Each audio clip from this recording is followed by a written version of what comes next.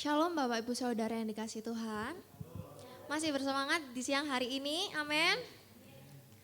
Mari saya undang Bapak Ibu Saudara yang dikasihi Tuhan, mari kita bangkit berdiri. Kita mau sama-sama nyanyikan lagu Pilihanku.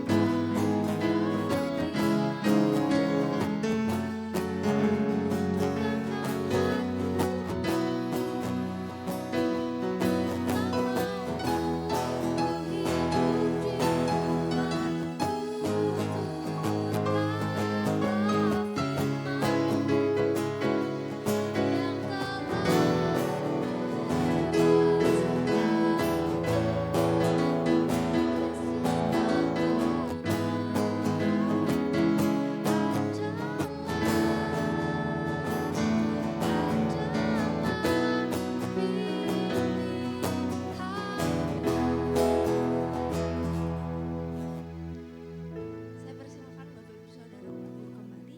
Saya serahkan kepada Bapak Gembala.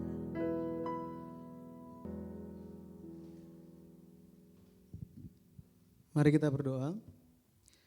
Bapa di sorga, terima kasih Engkau memberkati kami di hari Tuhan, hari yang penuh sukacita. Engkau tetap memegang hati kami, Roh Kudus pun yang akan mengarahkan hati kami kepada Engkau, sehingga pada akhirnya sukacita itu benar-benar terwujud secara rohani maupun secara jasmani dalam hidup kami. Dan kami percaya sukacita dalam Roh Kudus itu akan melingkupi kami dan kami senantiasa berkenan. Pada akhirnya kami pun sanggup menghadapi 1 minggu ke depan karena Tuhan ada beserta kami. Terpujilah namamu, kami bersyukur dan berserah waktu yang berharga ini hanya di dalam nama Tuhan Yesus Kristus. Amin. Minggu yang lalu kita telah berbicara mengenai Yohanes itu menerima wahyu dari Tuhan, firman dinyatakan kepadanya dan firman itu dinyatakannya bukan di saat yang lagi baik-baik saja, tetapi ketika dia dalam penjara, benar ya? Jadi kita bisa menyadari bahwa meskipun dalam kesulitan, ingatlah Tuhan tetap menyertai kita. Ya. Lebih lagi di saat-saat yang demikian, Tuhan akan membimbing dan memberikan kepada kita pengenalan akan Tuhan, ya, pengenalan akan Tuhan. Mari kita baca ayat ini. Kita baca dulu Wahyu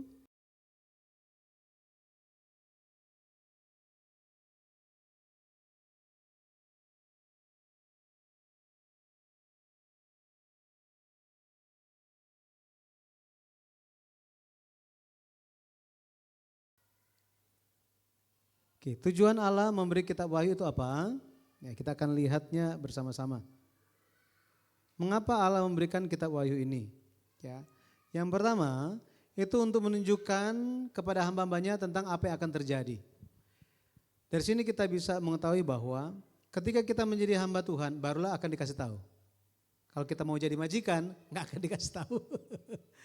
Makanya kita perlu ikut Tuhan. Ketika kita katakan kita percaya Tuhan, kita Kristen, kita pengikut Yesus, artinya apa yang dicontohkan kita ikut.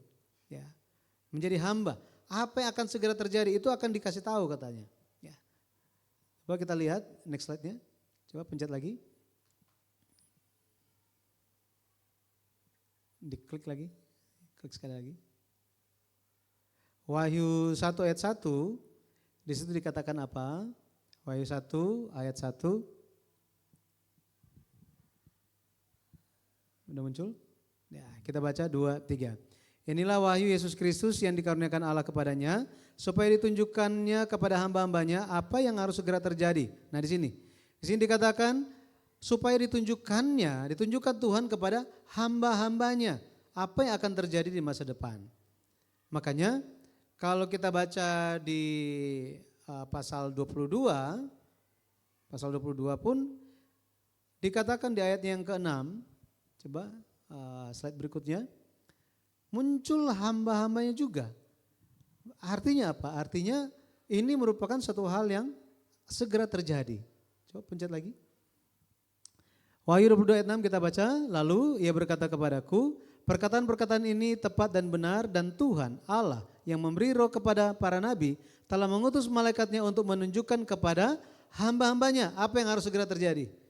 Nah, jadi tentang apa yang akan terjadi Tuhan nyatakan kepada para hambanya. Makanya kalau kita lihat di bagian awal Wahyu pasal 1 dikatakan Allah memberikan kita wahyu kepada hamba-hambanya tentang sesuatu yang akan segera terjadi. Kemudian di bagian akhir juga dikasih tahu hal yang sama. Wahyu itu diberitahukan kepada hamba-hambanya tentang sesuatu yang akan terjadi. Di sini kita bisa tahu, oh ya, bahwa apa? Sebelum Allah lakukan sesuatu hal, dia akan kasih tahu lebih dulu. Ya. Masih ingat Nuh? 7 hari lagi akan datang air bah kan? Allah beritahukan Nuh, bukan kepada orang yang lain. Amos 3 ayat 7, kalau kita lihat, Amos 3 ayat 7, di situ dikatakan, Amos 3 ayat 7, kita baca, sungguh Tuhan Allah tidak berbuat sesuatu tanpa menyatakan keputusannya kepada hamba-hambanya para nabi. Makanya Tuhan sangat mengasihi hamba-hambanya, iya kan? Saudara, itu sebabnya di dalam keluarga itu perlu ada satu orang dulu untuk sadar firman Tuhan. Perlu berapa orang? Satu dulu. Ya, itu lewat satu orang ini akhirnya apa? Kesadaran akan Tuhan itu akan sampai kepada semua anggota keluarga. Ya, akan sampai kepada banyak orang seperti itu. Maka meskipun wahyu itu firman Allah yang tersembunyi, rahasia Allah, tetapi percayalah ketika Allah menyatakannya kepada hamba-hambanya, pada akhirnya kita pun akan tahu lewat firman-Nya. Ya. Nah, ketika kita ingin tahu rahasia Allah, apa yang harus kita lakukan? Apa yang harus kita lakukan? Yeremia 33 ayat yang ketiga dikatakan apa? Berserulah kepadaku, maka aku akan menjawab engkau dan akan memberitahukan kepadamu hal-hal yang besar dan yang tidak terpahami, yakni hal-hal yang tidak kau ketahui. Jadi di sini yang perlu kita lakukan adalah apa? Berseru. Kalau kita minta kepada Tuhan, maka Tuhan akan nyatakan. Tuhan akan memberitahukan hal-hal yang besar dan rahasia dikatakan. Ya. Jadi setidaknya kita menjalani kehidupan itu perlu untuk terus berseru kepada Tuhan. Kalau bicara tentang berseru kepada Tuhan, itu kan tentang berdoa. Harus berdoa kepada Tuhan. Maka hal-hal yang besar dan rahasia akan dinyatakan kepada kita. Jadi saudara, ketika kita menyadari rahasia Allah, maka kita pun akan tahu bagaimana cara bertahan. Betul ya? Dalam kehidupan kita banyak penderitaan, kesengsaraan, pergumulan yang kita hadapi. Tetapi untuk bertahan, terkadang pikiran kita itu sudah sampai ke tembok. Mau maju sudah gak bisa. Mau seperti apa? Caranya adalah apa? Berdoa. Berseru kepada Tuhan. Maka dia akan membukakan jalan bagi kita.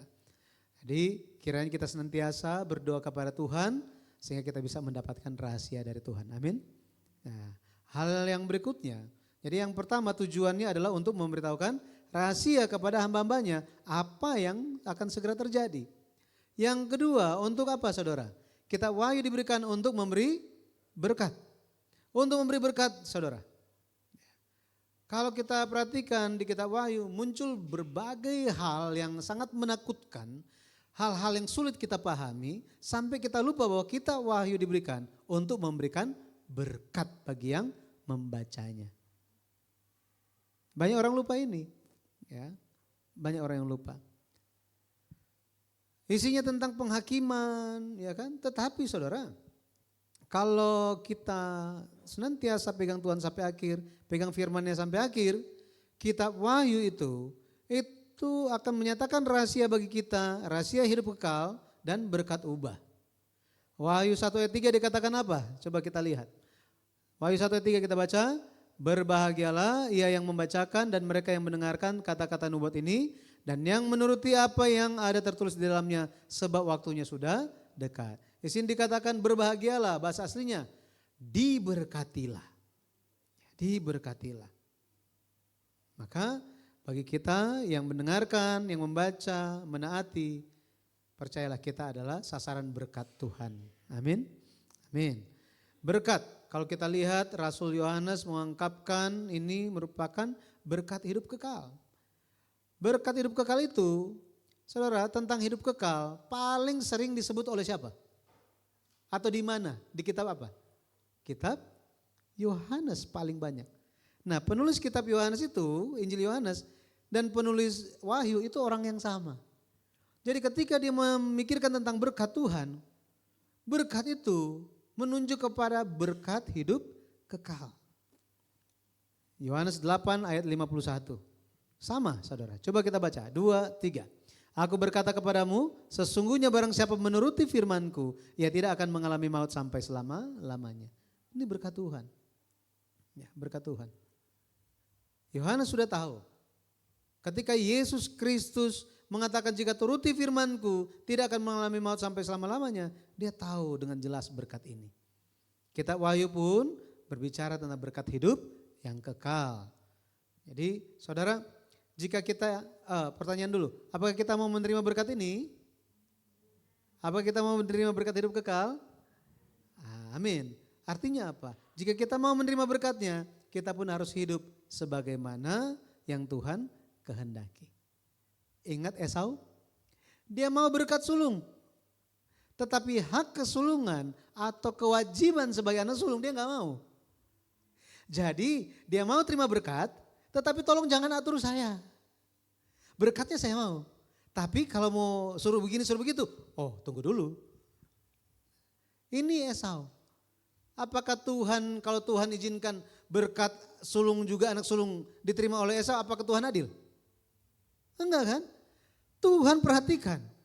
Ketika Yakub dia menjalankan kewajiban dia sangat merindukan hak kesulungan itu. Dan dia tahu apa? Ketika dia merindukan hak kesulungan, berkat anak sulung akan menyusul. Dia selalu gimana caranya. Saudara tahu antara Esau dan Yakub siapa yang paling dikasihi oleh papanya?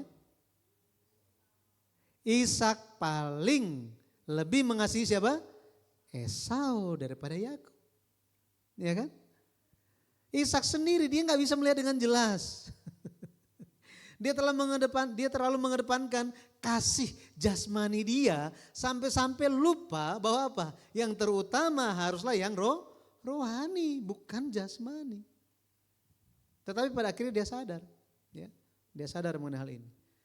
Maka untuk menerima berkat hidup kekal, kita harus menjadi orang-orang pengikut Yesus, anak-anak Allah Bapa yang memiliki sikap sebagai orang sorga.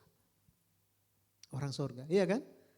Bayangkan kalau misalnya kita tidak berubah semuanya, masih manusia lama, langsung masuk sorga. Apa yang terjadi di sorga? Ya kacau balau kan? Kacau balau semuanya. Jadi mari kita senantiasa menerima berkat hidup kekal itu menjadi sasaran berkat Tuhan. Sehingga kita bisa menjalani kehidupan yang terus berharap kepada Tuhan saja. Saudara mau berharap di dunia ini susah, iya kan? Susah. Manusia nggak bisa dipegang, bisa berubah kapan saja. Kita hanya harus pegang Tuhan saja, amin. Ketika kita mencari kehendak Tuhan, kita mengikuti Tuhan, kita berperilaku, menjalani kehidupan sebagai orang-orang yang menerima warisan hidup yang kekal.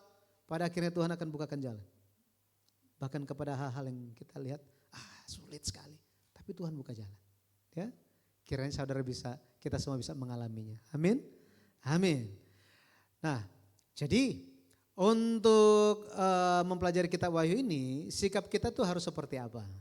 Ya, perlu sikap kita seperti apa? Nanti kalau kita baca menyerah di tengah jalan. Nah, kita harus memiliki sikap yang seperti apa? Yang pertama, kita harus ada sikap, next slide-nya, harus ada sikap dikuasai oleh Roh Kudus. Dikuasai oleh apa? Roh Kudus. Ya, Roh Kudus.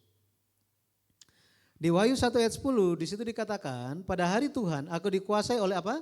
Roh katanya. Dan aku mendengar dari belakangku suatu suara nyaring seperti bunyi sangkakala. Saudara, di sini roh harus senantiasa dikuasai oleh roh. Ini bicara mengenai Roh Kudus, saudara. Nggak ada lagi yang lain. Ya, Roh Tuhan ada berapa banyak, saudara? Cuma satu, Roh Kudus. Jadi ketika kita mengalami kepenuhan Roh Kudus atau apa? Keharuan Roh Kudus. Saudara pernah dengar keharuan Roh Kudus? Harus membiasakan diri. Keharuan Roh Kudus itu seperti ini. Ketika saudara sementara mendengarkan firman, ya saudara dicerahkan tentang suatu hal. Tentang suatu hal. Lebih mengenal kehendak Tuhan yang lebih mendalam lagi. Ya saudara, itu maksudnya. Wah, akan sangat bersyukur di hadapan Tuhan. Rasul Yohanes, dia sementara dalam penjara. Di hari Tuhan, di hari Minggu, di hari kebangkitan itu. Ya, hari Minggu, hari Yesus bangkit kan. Di hari itu, katanya apa? Dia dikuasai oleh roh. Dikuasai oleh roh. Ya. Dia menerima hikmat untuk menyadari apa yang menjadi kehendak Tuhan. Nubuat-nubuat Tuhan. Wahyu 2 ayat 7, coba kita baca. Ya, Wahyu 2 ayat 7, siapa bertelinga, hendaklah ia mendengarkan apa yang dikatakan roh kepada jemaat-jemaat. Ya kan? Sekarang apakah roh itu berbicara bagaimana saudara? Agak bingung. Ya. Roh berbicara lewat apa? Firman-Nya. Bukan dengan cara yang lain saudara. Roh Kudus, roh penghibur. Jadi kalau kita lihat Rasul Yohanes sangat banyak berbicara tentang Roh Kudus. Ya, roh penghibur, seperti apa yang dilakukan oleh roh penghibur. Ya. Maka saudara, roh penghibur, kalau kita ingat Minggu Pentakosta, salah satu tugas dari Roh Kudus itu adalah untuk apa? Roh penghibur, roh penolong, Parakletos, itu untuk mengingatkan murid-murid tentang apa yang Yesus sampaikan. Menyadarkan kita tentang firman-Nya. Ya. Ini, ya, makanya ketika kita merindukan untuk mengenal apa yang menjadi kehendak Tuhan, apa yang menjadi hal yang tersembunyi dalam firman, ketika ada kerinduan seperti itu, percayalah saudara, roh Tuhan akan bekerja atas kita. Ya, Tuhan akan bekerja dan membuat kita menyadari berbagai hal yang ada dalam Alkitab. Jadi yang pertama harus dikuasai oleh Roh Kudus. Itu sikap kita. Berarti kita harus apa? Lebih rajin berdoa. Jangan hanya doa makan dan doa bangun tidur. Ya, harus lebih doa secara pribadi. Makanya seperti Rabu doa itu sangat baik. Atau misalnya saudara misalnya lagi ingin berdoa, terus mau ingin berdoa di gereja, ya saya nanti datang dari rumah bukain pintu. Silakan seperti itu. Ya, jadi waktu-waktu berdoa, waktu-waktu membaca firman Tuhan, waktu-waktu untuk merenungkan firman Tuhan itu sangat-sangat berharga. Karena dikatakan apa? Ketika firman disampaikan, Roh Kudus turun. Ketika berdoa dengan sungguh-sungguh, Roh Kudus turun. Seperti itu. Yang kedua, harus ada sikap sebagai hamba. Dikatakan bahwa tujuan Allah memberikan kita wahyu untuk menunjukkan kepada siapa? Kepada hamba-hambaku katanya. Kepada hamba-hambaku. Jadi hamba, dikatakan hamba. Hamba itu ada sikap yang seperti apa? Hamba itu dia rendah hati, dia taat. Iya kan? Makanya Yesus pernah bilang apa? Ketika seorang tuan tiba seorang hamba-hamba sementara menantikan tuannya. Jadi mereka sementara tunggu-tunggu sampai ngantuk-ngantuk mereka. Ya. Ketika tuannya itu pulang, tiba di rumah. Oh, kalian masih tunggu saya? Wah, kalian luar biasa ya. Hamba-hamba itu jawabnya apa? Ya, kami hanya hamba yang tidak berguna, hanya lakukan apa yang disuruhkan saja.